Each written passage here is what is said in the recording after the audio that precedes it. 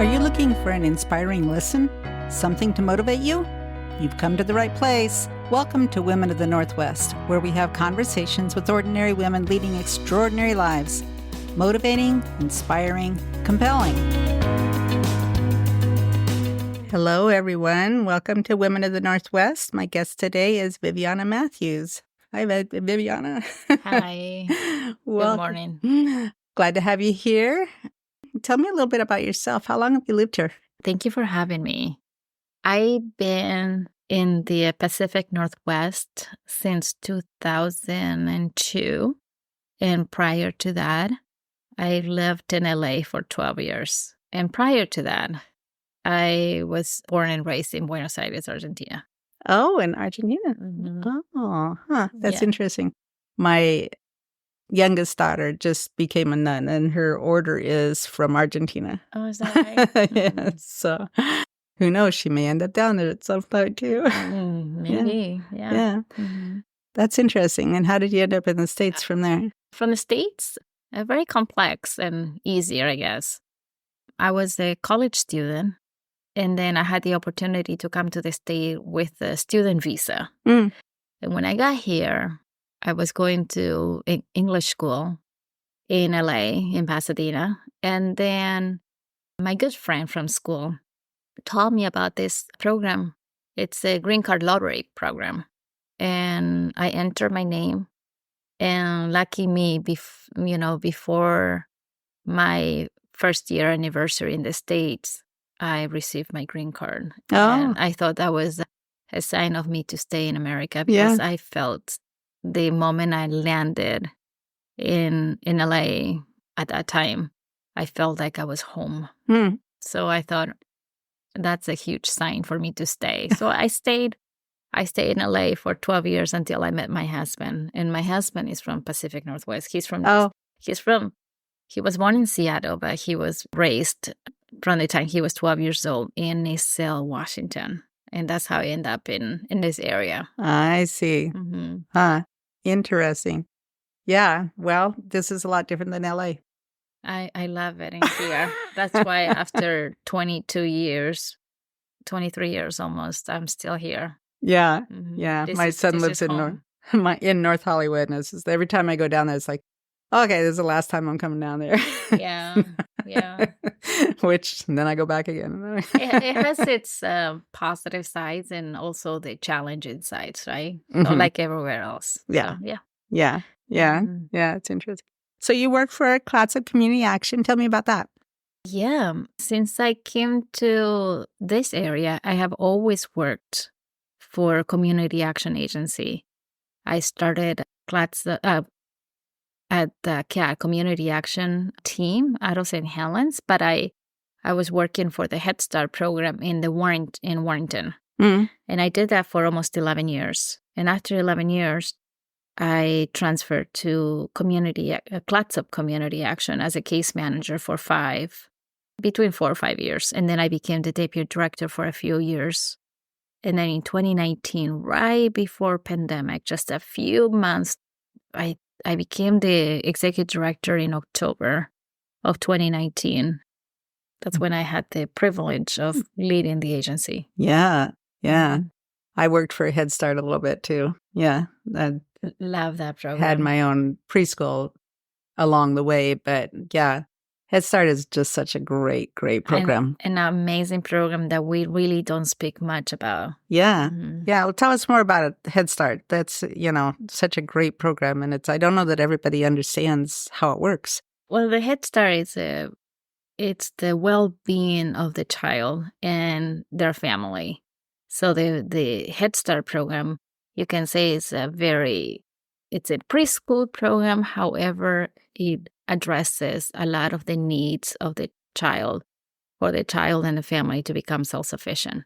So we work it's the overall health of a child, from medical to dental to the environmental to anything, and for the child to be successful when they enter into kindergarten and beyond.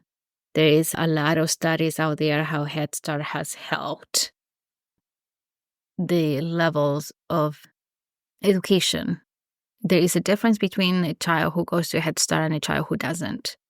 And then there's a lot of studies that can prove that. So I strongly support Head Start and an amazing program.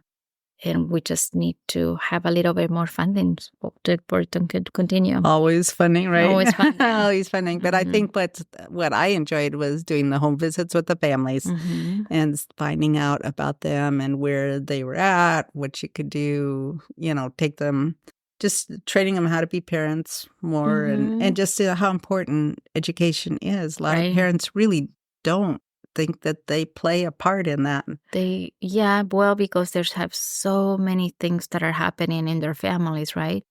So the Head Start program not only helps the child, helps the parent, or help whoever takes care of the little one, and they help them with set up goals and not only set up goals but accomplish those goals and learn. And there's so many different programs that comes out of that it's outstanding. Yeah. And I, when I was working there last too, they'd really put an effort into the teachers, the curriculums that they were using to be really standardized and more to meld into what was expected at school. Right. Yeah. Right. Yeah, for sure. Yeah. So that had made a big jump there too. They did. Yeah. What kind of services does Clatsop Community offer? Well, I always say with Clatsop Community Action, there are two different rounds, right? Well, first of all, I have to speak a little bit about the umbrella of it. And that's why our logo is an umbrella. Because we do housing, we do food, we do the energy assistance program for the entire county. And we also do the veterans. We have a contract with the Clatsop County to provide services for all veterans. So the Veteran Service Officer, it's housed under CCA. So with the housing, we do homeless prevention, which is we help families and individuals to continue being housed with rental assistance and other programs that we have. And then we also have the rapid rehousing program that it helps people who are in shelter to obtain permanent housing. Or we also have pretty soon 2 shelters in Clatsop County, one in Astoria, which is the Columbia Inn, and the one that is coming on in Seaside, the Esperanza micro shelter. And about 80% of what we do is homeless prevention. And only about 20 to 25% it's working with the unsheltered population. And when you say you're working with prevention, what does that look like? It looks like from rental assistance to utility assistance to personal care. For instance, if somebody owns food stamp does not pay for personal care items. So we have that program. So mainly it's rental assistance, financial assistance for people to stay housed. And to be able to find housing? That would be something that the unsheltered population, we do help people find housing, locate housing, which is a very complex situation, not only in Clatsop County, but the entire country. Just being able to have that affordability, it's very challenging. Right. And the prices of rents just keeps going up, and it's just, it is hard just people for... People are not able to be sustainable. Yeah. Just for the average person, it's hard. Well, somebody needs to be making $27 an hour to be able to afford rent in Clatsop County right now, between $27 and $30 an hour. And the minimum wage in Clatsop County is, what, 15? And people don't have full-time jobs, so forget about benefits. Right. And so, there's a lot to navigating all of that. Yeah, however, though, I do see an increase in housing inventory coming within the next 2-3 years. I see an increase of job opportunities with better paying jobs. So I do see a light at the end of the tunnel. Or maybe because I do have to stay positive to be able to do the work that we do at CCA. I think in any kind of a job like that, it could really take you down, just working with poverty or just hard situations, Yeah, it's not for the weak ones. It's not. We have a lot of unfortunately, we have a lot of turnaround with the case managers because it's a very challenging job. You almost need some kind of training and support to be, for your own mental health to work with that as well. Right. We do offer, mental health services for our people who work directly with people in need.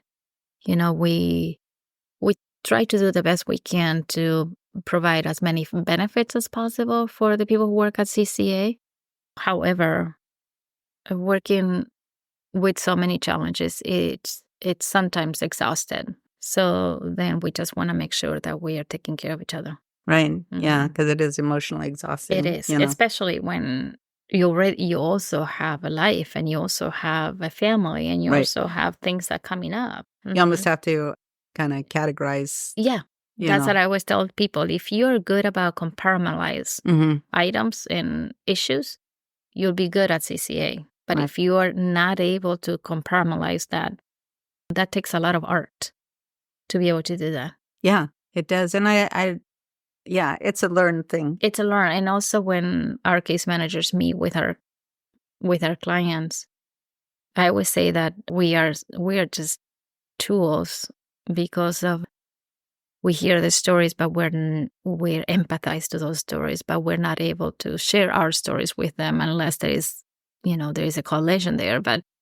And that's the best way to compartmentalize situations. Mm-hmm. Mm-hmm. Mm-hmm. And I'm sure you have a lot of overlap. And I think Clatsop County is really good about other services working together and with the harm or CASA. Yeah. I was at CASA for 10 years. But then I got fired. Because they have a new regulation where people who work in social services are not able to be CASAs. Oh. There's a conflict. Because of conflict of interest. Because of the conflict of interest. My husband is a CASA. He's been CASA for years. Yeah. Yeah, I was a CASA in Clatsop County, and I missed it. But yeah. Anyway, yes, we work very well with the community partners, with other shelters like Helping Hands, and the county, the cities. We are not able, with the police department, we are not able to do our work. We are not able to do our work without their support. Right. It really, really does take a village. And, if you're all working together, then, there's always some overlap, but everybody has their own specific, area that they're working on. And if you know those things together, then it's just. Yeah, for sure. Yeah. Yeah. And then you know what services other people are providing. So it helps you balance out what's, Yeah, you say it right. Yeah. Mm-hmm. Yeah. What's your greatest need? Probably the greatest need for us will be, there's not that there's so many, but when you say greatest, I just have to me, probably is educate people what CCA does, not only the people that need our services, but also the people that might be able to help us obtain more funding or obtain other things. Probably educating the overall population of what CCA does. To me, that will open the doors, not only to people who need us, but also people who might be able to help us. Mm-hmm. To me, that's the greatest need.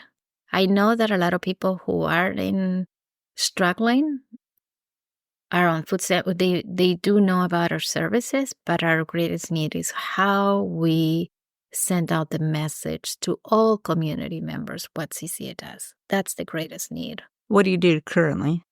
Well, we do social media very little, but because of capacity, we have to put all our efforts into bringing more fundings and deliver those fundings. But there's not a lot of. I haven't been able to put a lot of efforts into the PR, right? The PR aspect of social service. Well, and again, it takes time, to have you almost need a person that's dedicated to doing that. A person to dedicate to that. And if I have to choose between fundings, that probably is going to go to direct services. Right. And it's not that we really do, but it's like you have to choose your battles, I guess. Right. And right now, the PR, it has gone to the back burner. Mm-hmm. But it's something that we really I really have to put a lot more efforts into that because, as I said, if the public knows about it, it opens the door to people that might need our services and also open the door to people that might be able to help us. Right. Yeah. It's two-sided. Where does your funding come from now? Well, our funding is very diverse. So we have federal funding, we have state funding, we have regional funding, we have city fundings, and grantors and donations. So, because you're a nonprofit. So we're a nonprofit, so we can get any type of fundings that they're out there, we seek out, as long as we use the fundings to meet the need of the community, because that's what a community action agency is. Right. It's an agency that it's there to address the need of the community. Yeah. Yeah. And the need of the community right now, it's housing and food. And of course, our veterans. I strongly, strongly support our veterans, and we'll do at CCA. So we want to make sure that we assist every veteran possible in our community with their fundings they're entitled to. Right. I did an interview with Debbie Little with the veterans. And do you take volunteers? We do, especially at the food bank. At the food bank, we're very short on volunteers. And fortunately, our main volunteers are aging. And we have not seen a lot of volunteers that are, middle age. So then that's going to be a big gap within the next 5 to 10 years. What hours would that be? What kind of kind of commitment would that be? Do you have, the food bank, even if you have a couple hours a week, that will be enough. Yeah. Our business is always open Monday through Friday, regular hours. But if anybody wants to volunteer, just connect with CCA. Yeah, that would be great. Okay. I'm sure there's people looking for places to fit in, and especially if it's just a few hours here and there, and that really makes a difference too. It does make a difference. Yeah, absolutely. And I'm sure you probably, when they do the Homeless Connect, you show up there, or CCA facilitates Project Homeless Connect. Oh, okay. We put it together. Yeah. When I worked for post-pregnancy clinic, and then I was part of that. I remember that. Yeah. That's funny you bring that up. I found a newspaper article about Project Homeless Connect 10 years ago. Oh. Yeah. Project Homeless Connect started in 2010. Jessica McLean, a CCA case manager, very good friend of mine. She put the event together, the first one, and then we continue. Which also takes a lot of work. It does take a lot of work. But it's energy. But it's not only energy, but I feel like I love Project Homeless Connect because it's one of those events where we connect the community. We connect the community that needs our services. We connect the providers, the other agencies among themselves. And we also, in my private life, I feel connected to Jessica, who passed away in 2011. So, yeah. Yeah, it's just, I found it interesting just to be able to connect with the other providers as well, to do that. And just to see, I don't know, just actually connecting with people who need the services and, getting haircuts or getting services, things that they need, I don't know. It's just. Yeah, we continue doing that. Yeah, it's great. Actually, we also put in an event that it's for veterans only. And that's going to be September 5th at the Seaside Convention Center. And this is going to be our first one. So it's very similar to Project Homeless Connect. However, it's not only for people who are unsheltered, but it's for anybody who is a veteran, no matter of their income. And what kind of things will you have there? So we're just putting the event together. We haven't finalized, but it's mainly to provide services to our veterans. Yeah. And not so much to our unsheltered veterans, but all veterans. Yeah. To make sure they're connected to their benefits, make sure they're connected to anything possible out there that they might be entitled to. Right. And also connect themselves among themselves. Yeah. There's that brotherhood between them that it's essential. I believe that. Yeah. So we're going to be able to do that. Oh, September that's exciting. 5th at the Seaside Convention Center from 10 to 2. Very exciting. Oh, good. I'll put links to show notes about that. That's good. Yeah. Any other visions you have going on that you'd love to see happen? Yeah. So CCA owns and operates a hilltop apartment complex, 22 units in Astoria by Peter Pan Market. And then just working on planning, renovation of those units. They're military housing. They were military housing.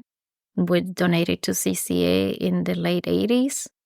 And then we just haven't done much to the houses just because of capacity and because of we try to keep the rent as low as possible. So there's not a lot of income that comes with that property. Actually, it's a property that we spend a lot of money in. Right.